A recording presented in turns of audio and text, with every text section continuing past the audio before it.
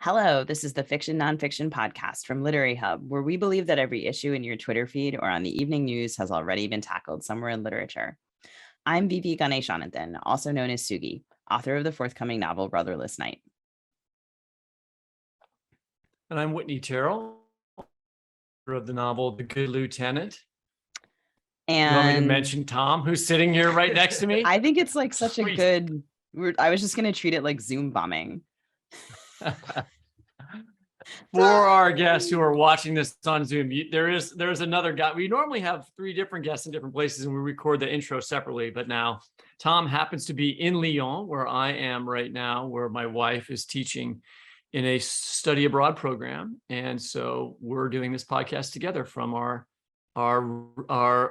apartment on 26 Cour Franklin Roosevelt in Lyon, France. And this is why, despite the fact that I have scads of French relatives, anytime that any French ever appears anywhere in the podcast, it is assigned to Whitney to say, because I will just butcher it. And okay, Mr. Fancy Pants, welcome to the show, Tom. I don't know if you've noticed. You think Whitney butchers French? You should hear me. Oh yeah, he's I don't know if you've noticed, being in France and all, but it looks to me like one of our branches of government here in ye olde United States has gone completely off the fucking rails. I have. And, there were a bunch of signs up in Lyon actually about the Dobbs verdict right after it came out, which was only just a couple of days ago. We're recording this the weekend, or like the Tuesday after that verdict came out. And French they actually love and care about America. And as Tom and I were talking about, the French kind of are the Americans of Europe, and they hate it when you say that, but it is true. And, when the Supreme Court, our new sort of rogue branch of government, overturned Roe v. Wade, they immediately took note. I don't think I've seen them more disappointed and worried by an American decision since we invaded Iraq. And I was here when that happened as well. It's even worse than electing Trump.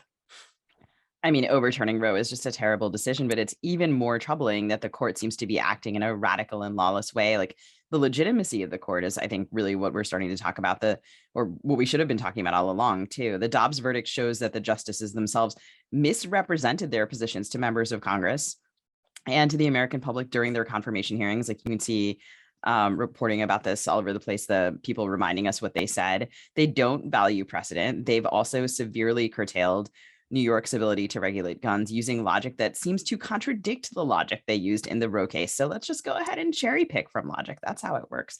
And they simply got the facts wrong in an opinion that overturned decades of precedent regarding school prayer.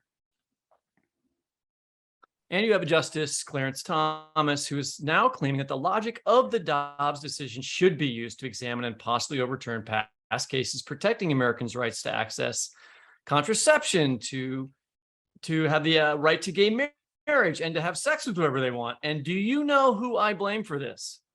Do you blame, could it be Jenny Thomas? Because could it be Jenny? Because the Supreme Court Justice's wife, who tried to aid and abet in the fraudulent insurrection of January 6th, she's my go-to for blame these days. Yes, I blame her, but I more seriously, because I expect that from her, to be honest, but I blame the Democrats, my team, me. The raft of court decisions that is what it looks like to lose politically. We lost the court, we lost power, and now the people we lost to are using the power they gain in ways totally predictable. We knew that Republicans would behave this way given the chance, but I want to talk about how and why the Democrats gave them this chance and what our elected representatives should do now to fight back. And do that, we're going to talk to Tom Frank. Oh, I forgot to put in his bio. Tom is such a regular on the show. Look at No. We just break and get it from his website. Just read it from his website. Can I just say it? Yeah. Tom, do your own bio. Yeah. Tom Frank. He's from Kansas City. He went to college. He started a magazine. He went to graduate school and then wrote a bunch of books. You like that? Is that okay? It's good, yeah. That makes you different from everyone else we've ever had on the show. That's fine. Thanks for finally pitching in. Jeez. And so we're thrilled to have you here to talk to us about this topic. Welcome to the show. This is is this your third time on here? I think so. Yeah. Yeah, but this is the only time I've been on anything from Lyon, France. Yeah.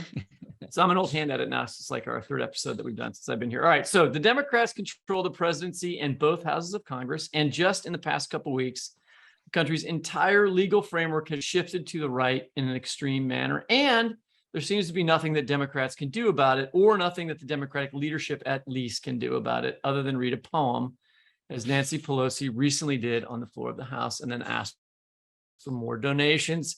How did we get here, Tom? Oh my God. Oh my God. So, I really want to talk about this, but before I do, I should preface everything by saying, so when I wrote What's the Matter with Kansas, which is really about, this movement that has now, triumphed, I didn't think they would overturn Roe v. Wade, for the simple reason that I thought, you're going to laugh at this, or maybe you're going to agree with this, I thought the Republican Party were hypocrites on this. Yeah. I was writing about Reagan and George Bush Sr., and it was published in the George Bush II era, Bush and Cheney. And I thought that these people didn't really sincerely care about the culture wars. I thought that they were using the culture wars to advance other priorities. The Republican Party, we grew up around these people. We know what they're like. They don't care about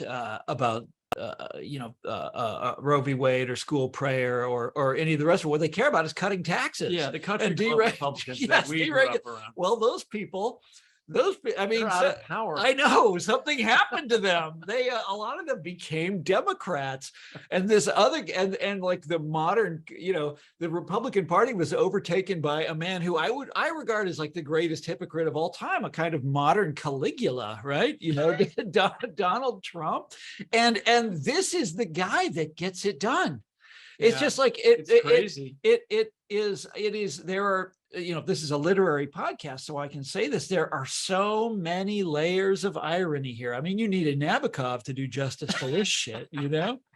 This is, you're just turning to me is like a pathetic. You need some of the great names. You need Anatole France on here. So you are both in France, and France passed a law protecting the right to abortion in 1974, which is close to the same time that Roe was decided. And I'm wondering, why didn't the US ever pass such a law? And wouldn't that have been safer than leaving this to the court? We've had plenty of periods in the past during which the Democrats had enough votes in the House and the Senate and controlled the presidency to pass such a law. Why not? I wish I knew the answer. And I know you're looking at me like, there's the guy that studied this all these years. And I actually do not know the answer to it. I would assume that it's because they want to fundraise on it.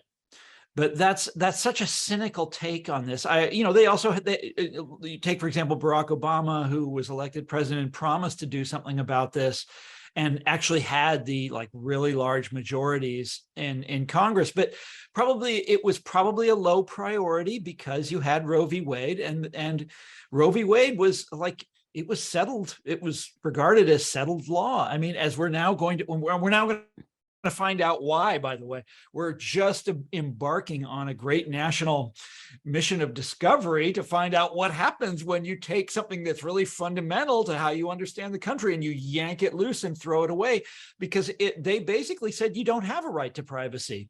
That's not in the Constitution. And there are so many other things that are also based on that. And we're all about to find out.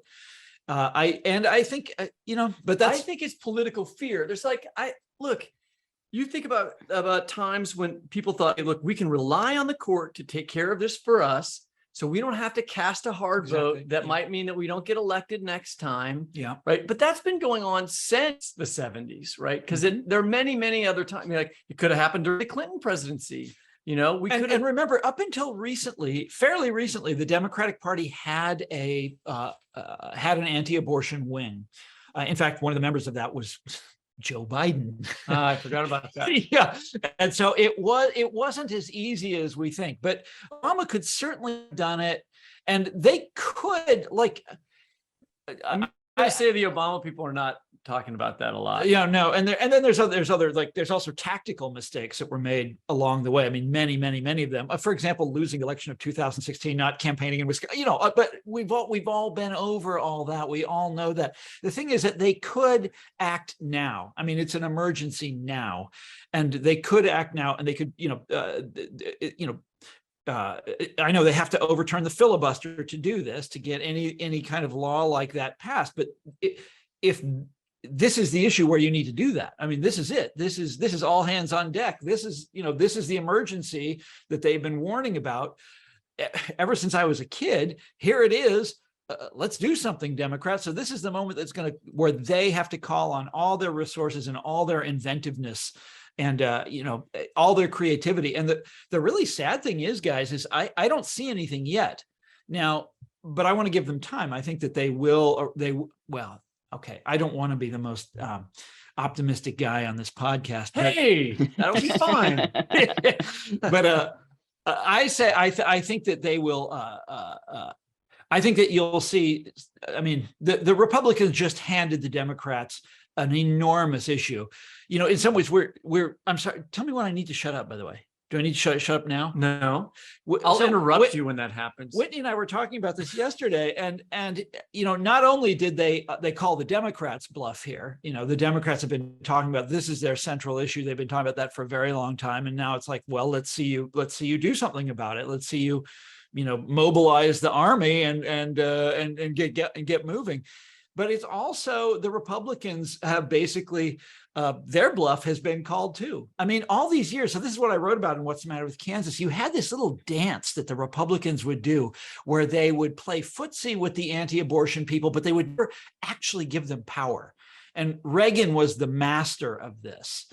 And he had all these advisors who wanted him to go all in on the culture wars, and he wouldn't do it because he didn't really care about that. This was a Hollywood, sort of dandy. Yeah. And the same with the two Bush père and Bush fils. That was pretty good French pronunciation. That's maybe the best I've heard from you. Yeah, these are all country club guys. This was not important to them, but now look what's happened. They've it's the dog that caught the car, got it, and now they own it. And they've got to, they just, like I say, they're on the wrong side of a 70-30 issue, and we're going to see them. I don't know. This is going to be, we are heading into the battle royal of all time here. So failing to pass the law protecting abortion rights is one issue, but I also want to, a lot of people on podcasts are talking about what they can do now and how they can do, but I want to talk about how we got here, right? Which is partly because we got here because Democrats can't win elections in the Midwest and South. And that to me is the biggest and most frightening change, and the one that has happened within my lifetime, right? If we had just won a few Senate seats in a couple of states in the Midwest that we used to be able to win, like Missouri, which is the state that I live in, this would not be a problem right now. We would never have had the issue of having a packed Supreme Court, So can I just throw out there Harry Truman's Missouri? Yeah, that's a Democratic state, right? Originally at one time. Used to be. When you wrote the book, What's the Matter with Kansas in 2004, which is why we're having you on here in certain ways. And because also you've been writing about this issue for your whole career, you were talking about the playbook that Republicans were using to win votes in the Midwest. I think many of us know that argument because it's entered the culture as a familiar thing. But just in case we have listeners who aren't familiar with that book, can you give us your précis? Yeah. So the argument at its core was about this sort of grand shift, this sociological shift that's going on, where the party of the left is no longer really concerned with issues of work, labor, working class issues, and the party of the right is winning over working class votes. And that has become, that was somewhat controversial when I wrote the book. It was extremely controversial. And there were all of these sort of newspaper columnists and bien pensant liberals who denied that it was taking place. But now it's obviously has happened. And that's the key. The Republicans have shattered, using the culture war issues, have shattered the old New Deal coalition, whereby, in which working class voters were, by and large, were Democrats. So they vote for Republicans for, and this is, I'm going back to the book, like for just we're going to sell them on social issues like abortion, right? Yep. And then we're going to screw them on the actual economics of the way that they govern. Yep. You know. Well, I mean, all that is obvious. I mean, that is what's happening, and they are being screwed. Yes. Right. And that was the great mystery behind the book, was like, let's try to puzzle this out. How's this happening? And I really did try. I don't want to say like I have the answer. I think I do have the answer. But what's funny is that the phenomenon that I described, it has gone. It just goes and goes and goes. At the end. It gets worse every year. I mean, no, it's going to get worse still. I mean, Sugi, you're in Minnesota, am I right? Yes. Minnesota, the only state that Walter Mondale carried in 1984, the home of Hubert Humphrey, is now a battleground state. Wisconsin, which is devastatingly bad for the Democrats. It's like, how do you do that? Wisconsin is now a battleground state. Michigan, Pennsylvania, Missouri, of course, and being a Democratic state was like critical to. I found this out a couple of years ago. The state motto of Missouri is the "Show Me State," and this comes from. If you go back and look at where this comes from, it's like some speech that a guy made, and in the speech he says, "I'm a Democrat. I'm from Missouri, and frothy language does not satisfy me. You've got to show me." But it was a partisan state motto because the state was so deeply Democratic. So Kansas City, when we were kids. I lived in Kansas, which was always Republican, and Whitney here lived in Missouri, which was liberal. That's right. That's right. And now Kansas is the only. I mean, Kansas, because it has a Democratic governor, actually is Kansas is actually looking pretty good these days. Yeah.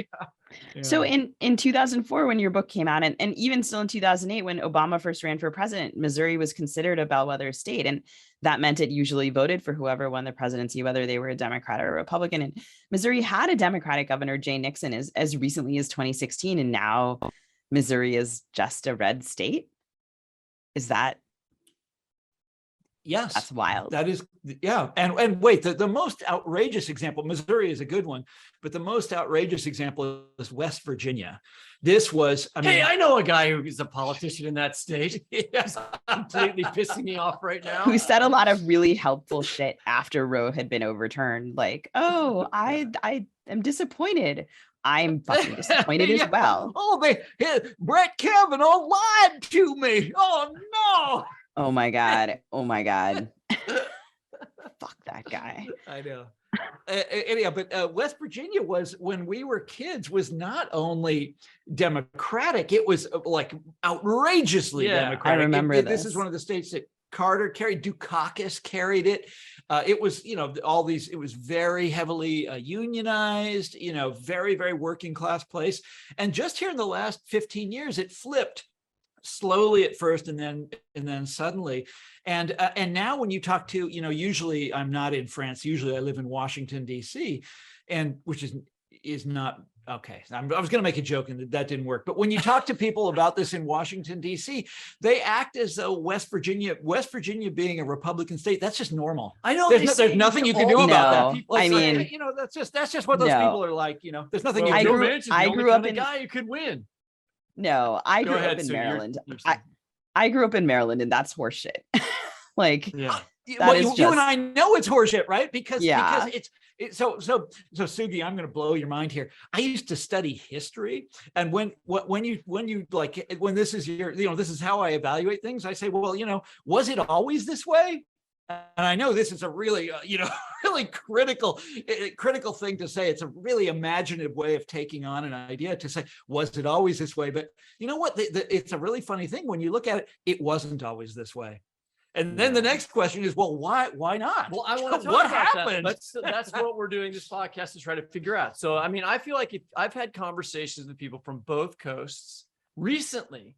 About why are Midwestern Southerners so bad on this issue? Why did they allow this to happen? Why don't they vote for Democrats? And here are the reasons that I get. Okay. And Sugi, you can tell me if you get other ones, right? They're poorly educated. I'm like, thank you. That's helpful. That's going to really win votes. They're racist, or people in rural areas are too religious, right? But now, wait, there's all of these have something in common. It just hit me. What? In all three of them, it's not the Democratic Party's fault. Yeah, that's what I want to get to. Like, these are ways of avoiding that the Democratic Party's done a bad job of getting votes in these states. But I still want to go through each of those like concepts, right? So first of all, the lack of education part. Yeah. So that's can we curse on this? Yeah. Well, isn't that one? I'm going for the bullshit? first ever explicit plus rating. Okay.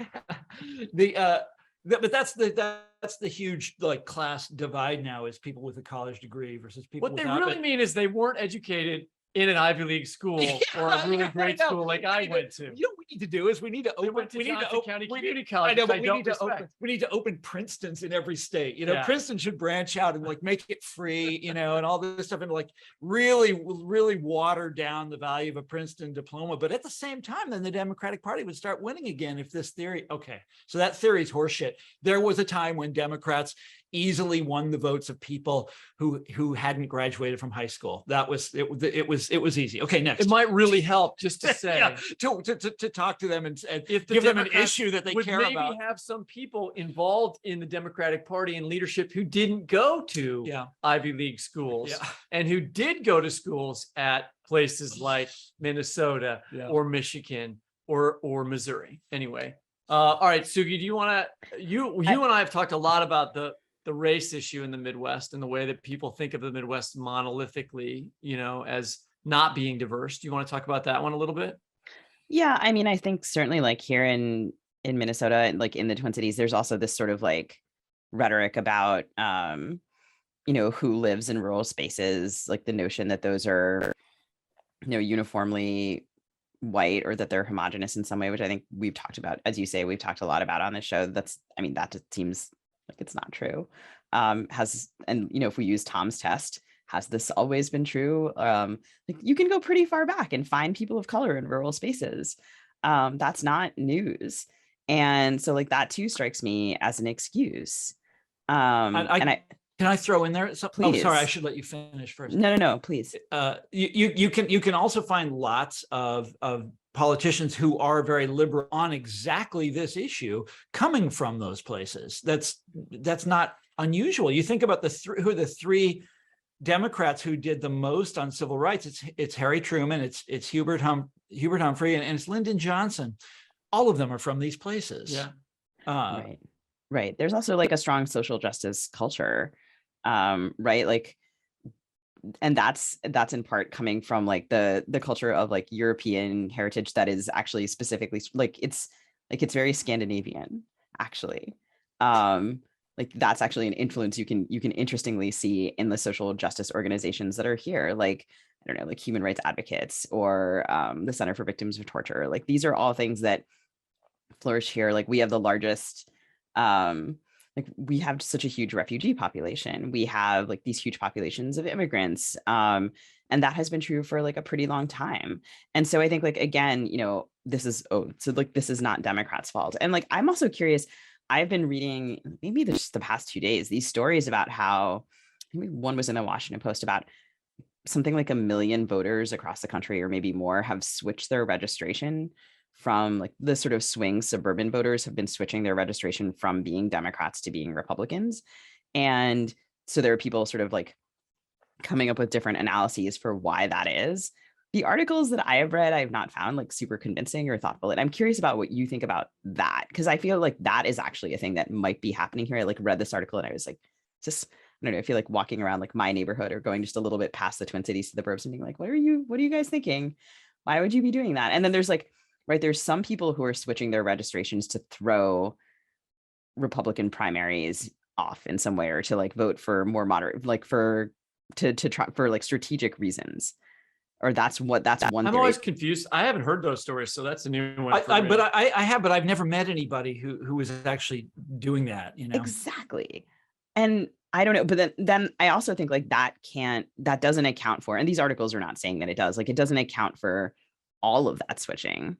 Right. So in some of those cases, like a couple of these articles that I were reading, like the people interviewed were offering up things like, oh, like the Democrats talk about race all the time, or it doesn't seem like they're dealing with, right, like it's the economy, stupid. So all these things that are not Biden's fault, like a baby formula shortage or gas prices being Right. hiked Yeah. are being Well, he's laid at getting his feet. nailed for some economic things. That's for sure true. There were also people switching from Republican to Democrat during the Trump administration. I think that happens because an administration's in power and then isn't doing that great in people switch. Maybe. Did I ever tell you guys the story about? I did. I think it was on our podcast. We talked about Johnson County, Kansas, which Yes. is a place that Whitney and I have both mocked in print at great length. That's true. And it's this very, very wealthy suburb of Kansas City.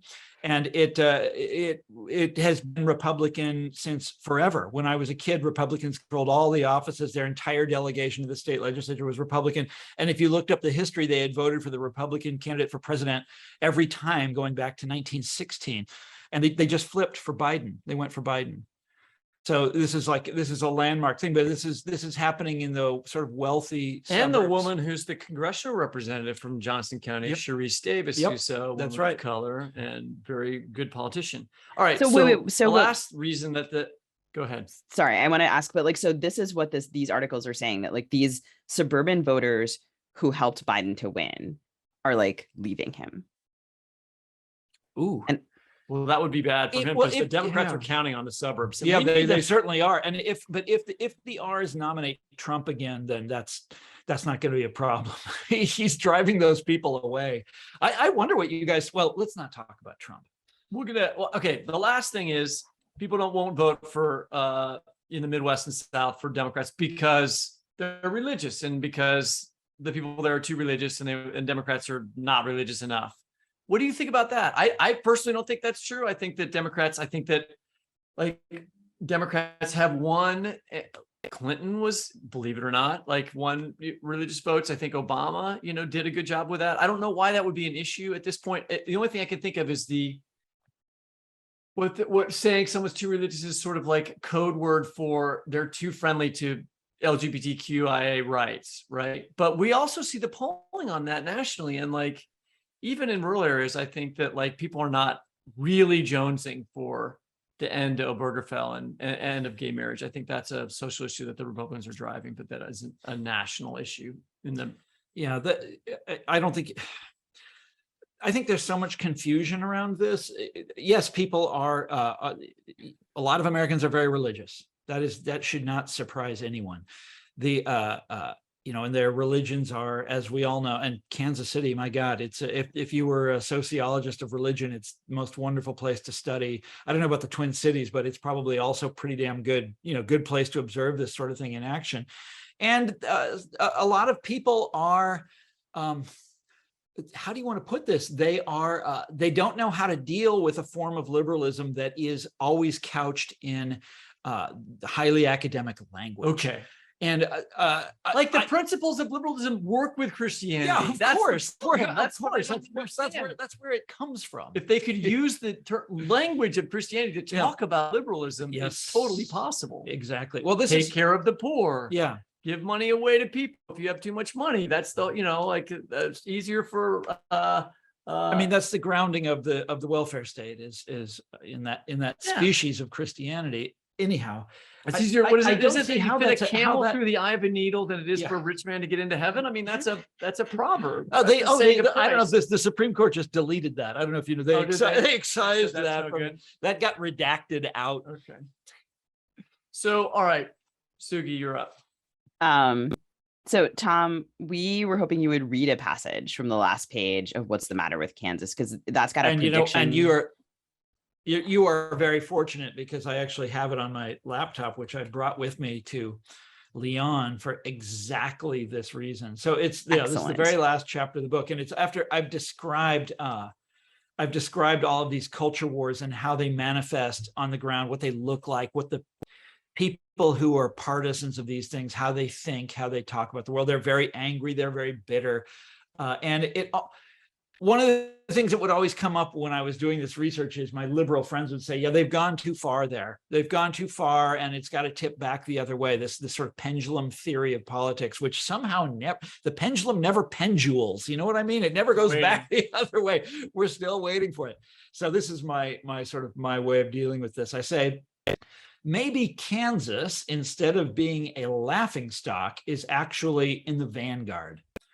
maybe, and this is in 2004, remember, so I wrote this 20 years ago. Maybe what has happened there points the way in which all our public policy debates are heading. Maybe someday soon, the political choices of Americans everywhere will be whittled down to the two factions of the Republican Party. Whether the moderates in Kansas still call themselves Republicans by then or have switched to being Democrats, which they have done now, won't really matter. Both groups will be what Kansans call fiscal conservatives, which is to say friends of business, and the issues that motivated our parents' Democratic Party will be permanently off the table.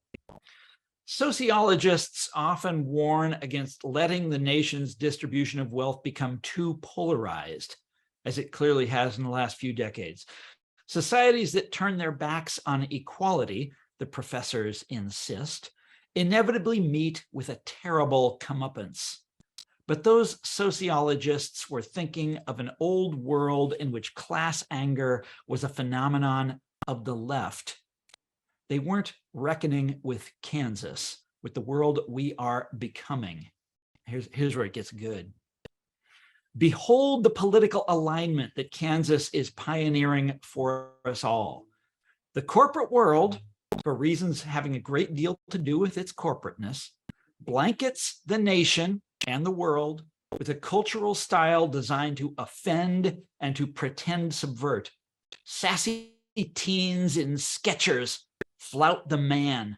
Bigoted church-going moms won't tolerate their daughters' cool, liberated friends. Hipsters dressed in t-shirts reading FCUK snicker at the suits who just don't get it. It's meant to be offensive, and Kansas is duly offended. The state watches impotently as its culture, beamed in from the coasts, becomes coarser and more offensive by the year. Kansas aches for revenge. Kansas gloats when celebrities say stupid things. It cheers when movie stars get sent to jail. And when two female rock stars exchange a lascivious kiss on national TV, Kansas goes haywire. Kansas screams for the heads of the liberal elite. Kansas comes running to the polling place. And Kansas cuts those rock stars' taxes. As a social system, the backlash works. The two adversaries feed off of each other in a kind of inverted symbiosis. One mocks the other, and the other heaps even more power on the one. This arrangement should be the envy of every ruling class in the world. Not only can it be pushed much, much farther, but it is fairly certain that it will be so pushed. All the incentives point that way, as do the never examined cultural requirements of modern capitalism. Why shouldn't our culture just get worse and worse if making it worse will only cause the people who worsen it to grow wealthier and wealthier? You want to hear any more? No, that's good. Okay. You Then I weren't talk kidding about about that being the decades of part the where it got Midwest. good. Isn't that it's I wish I was wrong about that stuff, but here we are. Yeah.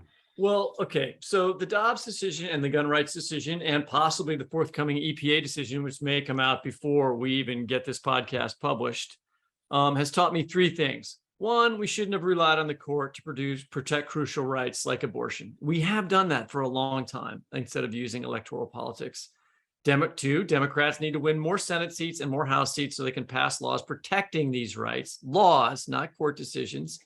And to do that, the Democrats are going to have to win votes in the Midwest and South. That's it. I feel like all these other discussions, like, okay, we're going to expand the court, we're going to do these things. Maybe, but the easiest way is to win the votes that you used to get, you know? And I want to talk for a little bit at the end of this podcast about how they can do that. So far, Democrats have only shown that they can lose votes in the Midwest and South. And during the last 15 years, that's all that has happened.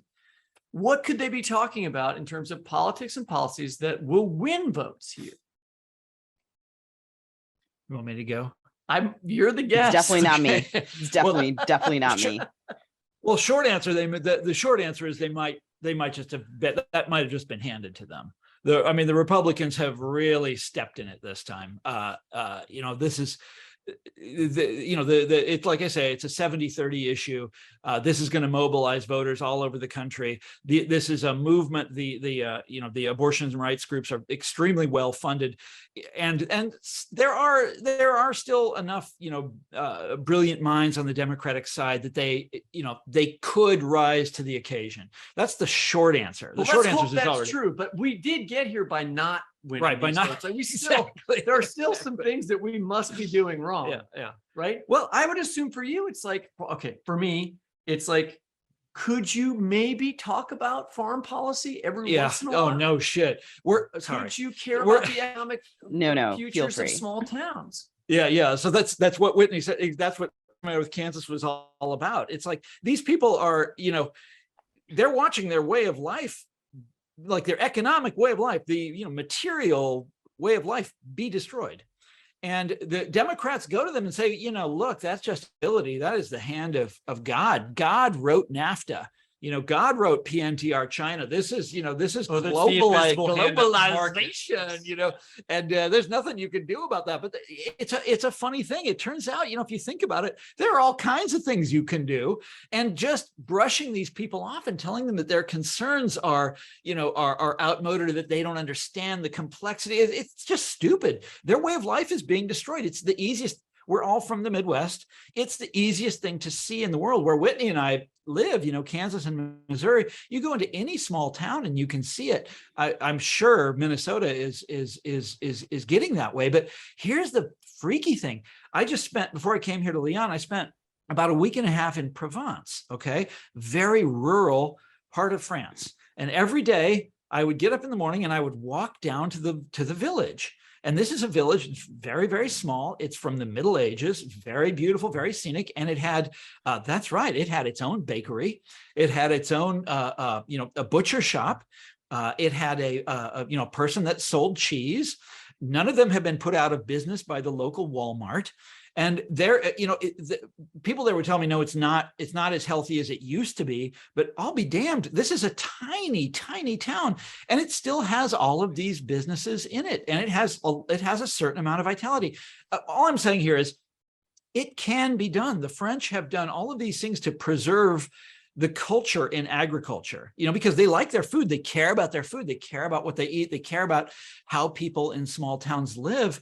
And they have preserved all that. It doesn't have to be the way it is in America, where we've just destroyed these people's lives and then say, oh, too bad. That's God. There's nothing you can, that's the invisible hand. Who's the invisible hand guy? Well, that was Adam Smith. Yeah, Adam Smith.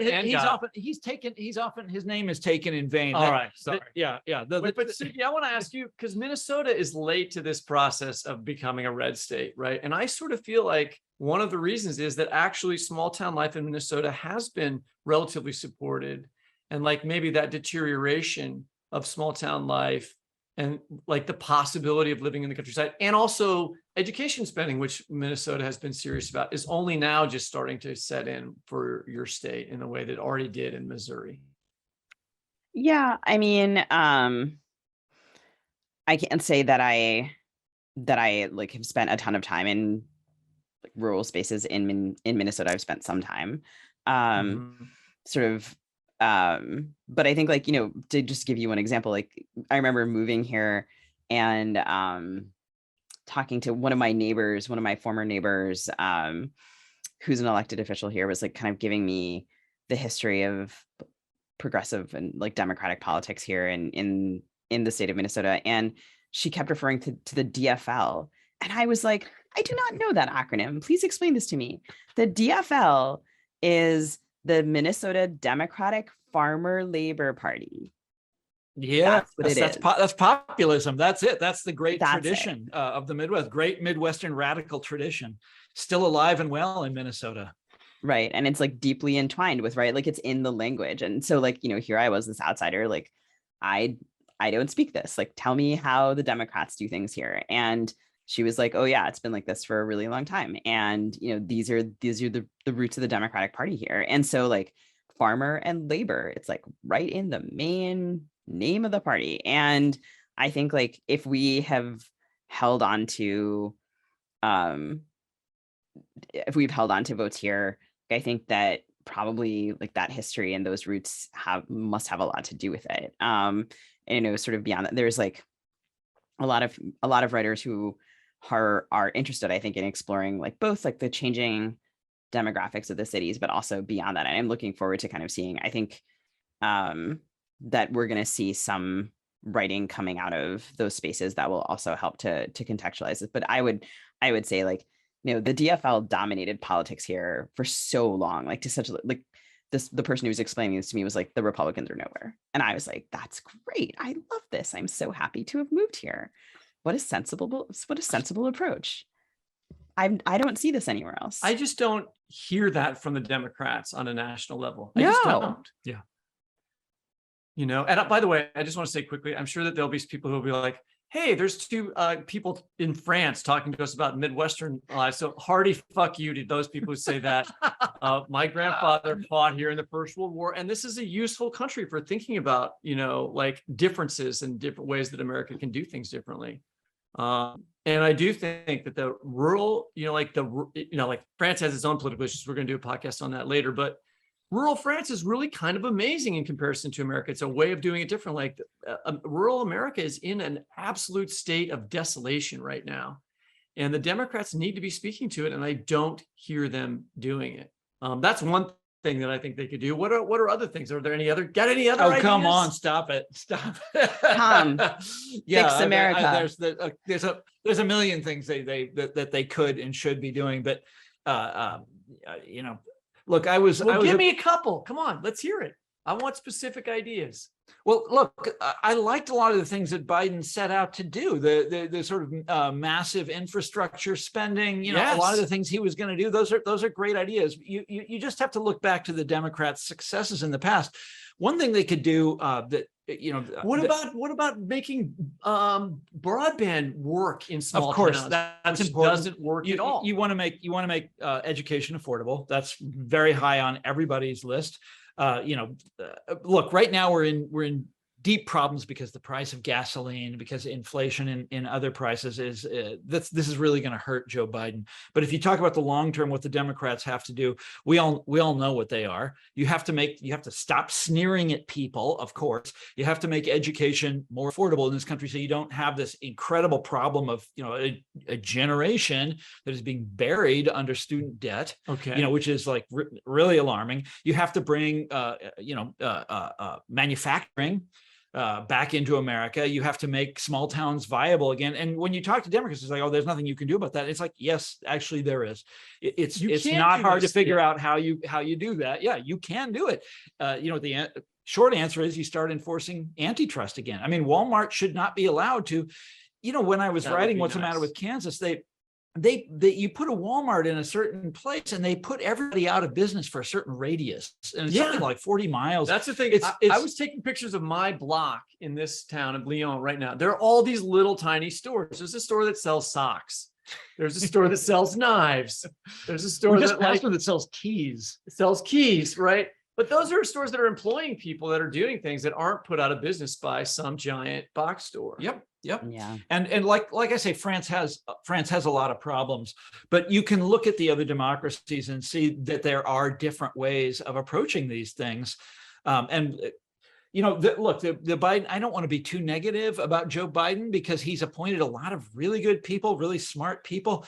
It's just, wow, he's not being aggressive enough with Congress. He needs to start jamming stuff through. He needs to get his agenda enacted, and he needs to lead on this abortion issue. He needs to get out there. Can we talk about one really ironic thing? I love talking to you guys because you understand irony. That our modern Caligula, Donald Trump, the Nero of the 21st century, is the guy that got Roe v. Wade overturned, and the guy who's now has to lead the sort of defense is Joe Biden, who's a kind of classic Irish Catholic, Paul from the old days. But he's got to step up. This is the time, and anyhow, we're going to see what happens. But yes, the short. I mean, I told you the short answer. The slightly longer answer is that whole agenda of things to make working class life, profitable again, so that ordinary people, when the economy booms, they do well. The last thing I not would just say is, Jeff Bezos, it's like unions. I mean, yeah, of course. Sorry, Trump I had haven't talked about this for a long the time. presidents of the AFL and CIO come into Yes. his office in the White House. And when he first moved into office, and I saw the article on the front page of the New York Times, and it said these guys had never been invited during the Obama administration to the White House. I was like, why? That's something of an exaggeration. Maybe that was wrong, yeah, but it should but be. but that's obviously, you got to make unionizing, forming a union. You have to make it easy in America again, and there are all sorts of ways to do that. But the filibuster is a problem.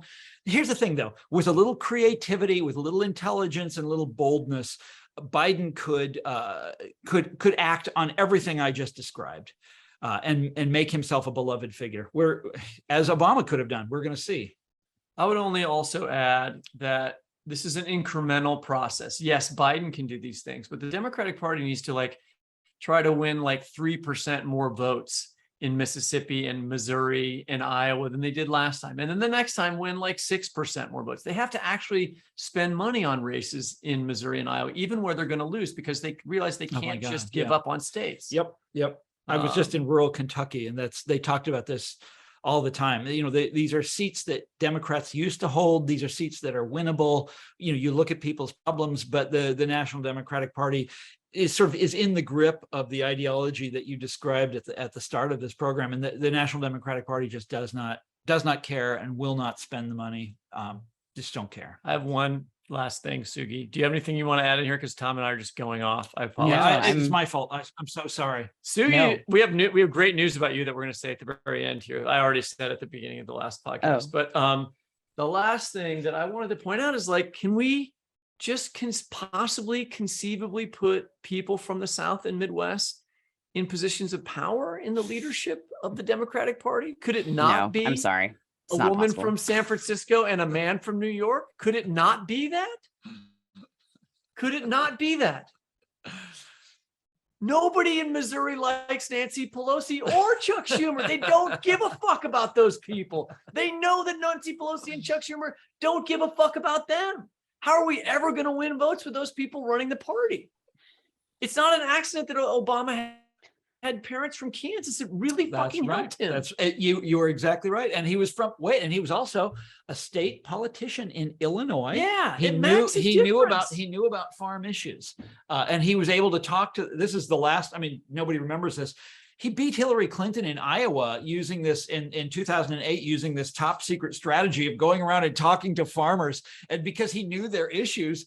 They loved him. It significally matters to people if the politician is born in the region that you're talking about. Yeah, and knows something about it. But then as president, he then proceeded to do absolutely zero on the issue. And that was that.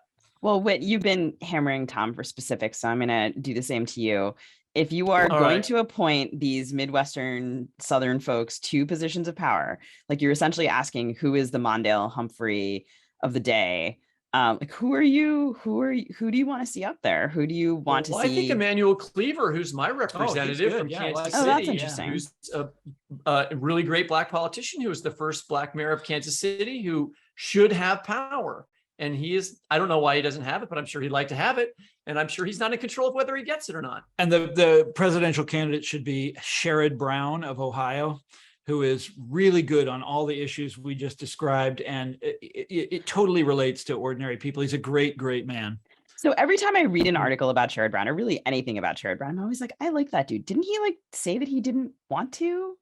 Yeah, he said he doesn't want to, but I mean, who are they going to run next time? Let's assume it can't be Biden, because of the age thing. But maybe I'm wrong. Maybe, but then it's who is it? Who is it? That's what I'd like to know. Somebody. That's what I'd like to know. Because Pete Buttigieg is from the Midwest. Oh my God. It really does. Yeah. Pete Buttigieg really held a fundraiser in a wine cave, which is not going to win any hearts.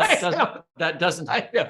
At least it wasn't a wine cave in France. People from the Midwest still make bad decisions. So Whitney and I have to wrap this up so that we can go to a wine cave down the street here. Yes. Oh, And now joking. No. You spoke of the village cheesemonger.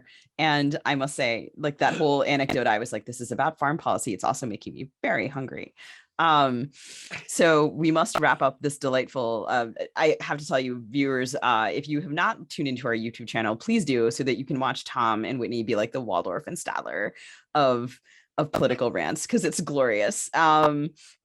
And we encourage our listeners to pick up What's the Matter with Kansas and The People Know, A Brief History of Anti-Populism, and Tom's other books and essays in which he rants even more delightfully than he has here today. And we will be linking to these in our show notes. And Tom, as always, 3-time guest, Tom Frank, we so appreciate your joining us. Thank you so much. My pleasure, Sugi. And we're also going to congratulate you, Suki, on your recent marriage. Thrilled for you. Thank you.